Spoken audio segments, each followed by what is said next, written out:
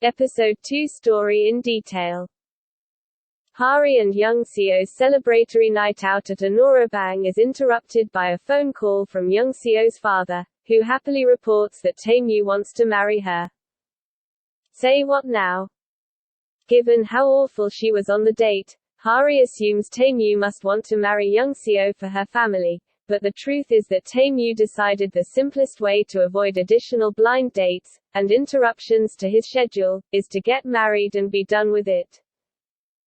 There's just one problem with Tae-mu's plan: the woman he picked doesn't want to marry him.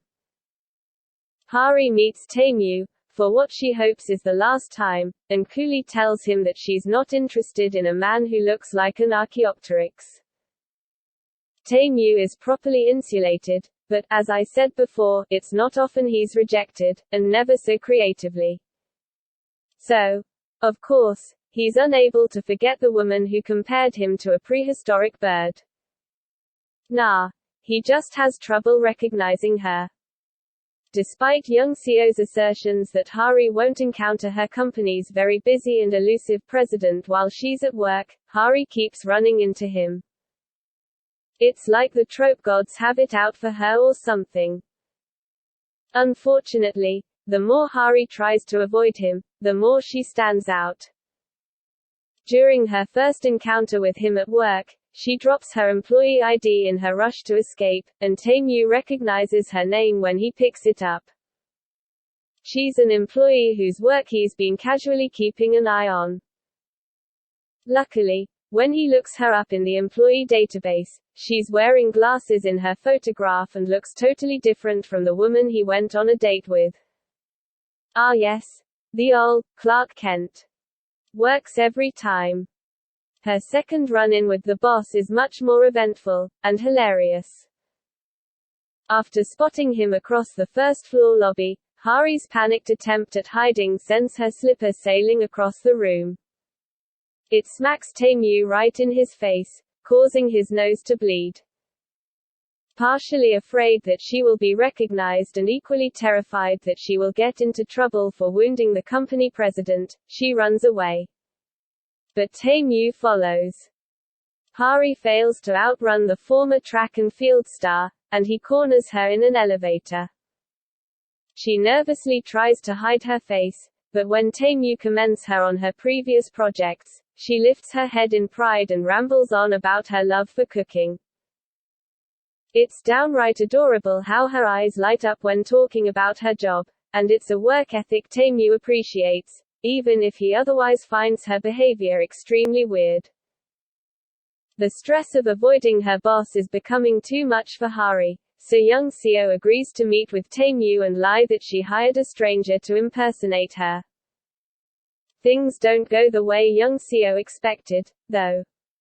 She accidentally backs into another car in the parking lot, and out steps Sung-hoon, the mystery hunk from the convenience store that she's been trying to locate. Sadly, their reunion and flirting is interrupted by Tae-mu, and she has to explain that she's the real Young Seo. The revelation is too much for Tae-mu, who invades Sung-hoon's apartment so he can stress cook and clean. But his chosen method of self-therapy doesn't work, and he's still fuming when he sits down to eat with Sung-hoon. How dare some random woman insult him and call him an Archaeopteryx? After Tae-mu's 5-second betrothal with Young Seo is cancelled, Grandpa immediately ramps up the matchmaking and forces Tae-mu to go on 10 dates in one day. Tired and grumpy, Tae-mu finds himself feeling a little bit nostalgic for Hari. I mean, Shin Jeom-hee, as he now knows her, because at least she had some spunk and flair, unlike his 10 boring dates. No. Wait, make that 11 dates, Sung-hoon says as he calmly pushes the elevator button to the roof, where they then take a helicopter to Japan. After returning to Seoul, Tae-mu confronts Grandpa, but Grandpa is adamant that Tae-mu should get married. He has another 9 dates lined up for Tae-mu tomorrow, and if none of those pan out, then he will come up with a list of 100 more. It is during this exchange that Tae-Moo has an epiphany and lies to Grandpa that he already has a woman he'd been dating and wants to marry. Grandpa is ecstatic, but now Tae-Moo has to convince Ji-eum-hee, to pretend to be his girlfriend. Impressed by her acting and willingness to do outrageous things for money, Tae-Moo offers to pay Hari a boatload of cash to be his fake girlfriend. It was a hard offer to resist the first time he presented it to her, so when he shows up at her house unannounced to ask again, after she's had more time to think about how much she could use the additional income, it's even more difficult to reject his relationship contract. Hiding her identity as his employee is too stressful, though, so she walks away from the deal. But Tae-Moo is desperate and persistent, and he refuses to leave until she agrees. Mid-argument, Hari notices her brother approaching, and the last thing she wants is him to see her in her tough girl hair and makeup. She tries to hide behind Tae-Moo, but she accidentally knocks him over. She reaches out to save him, but it's too late. Gravity already won, and they topple to the ground. They land with Hari on top of him and every part of their bodies touching, including their lips. And so the trope-filled premiere week of Business Proposal ends with a classic trip and fall accidental kiss, and I'm left fanning myself from all my excessive laughter. There were so many moments that had me giggling, clapping, and cheering, but most of my appreciation comes down to the dialogue and friendships. Hari and Young Seo are such a fun pair of gal pals who don't let the disparities in their wealth cause friction in their friendship.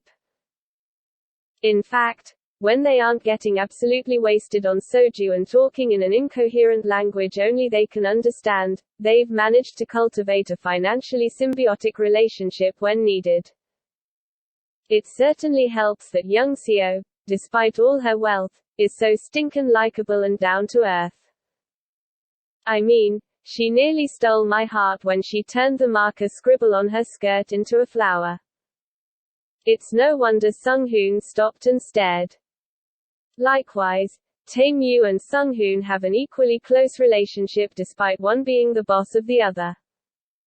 Tae-Moo coming over to clean and cook for Sung-hoon was not only relatable, I, too, clean when I'm stressed, but an interesting role reversal that flipped their at-work statuses. I'm in agreement with Grandpa. It's nice to watch a K-drama without a rich chaebol character getting huffy and slapping someone in the face with kimchi. That's all in this episode. We'll continue the story in the next video. Hope you like this video. Please subscribe to this channel to get more K-drama stories.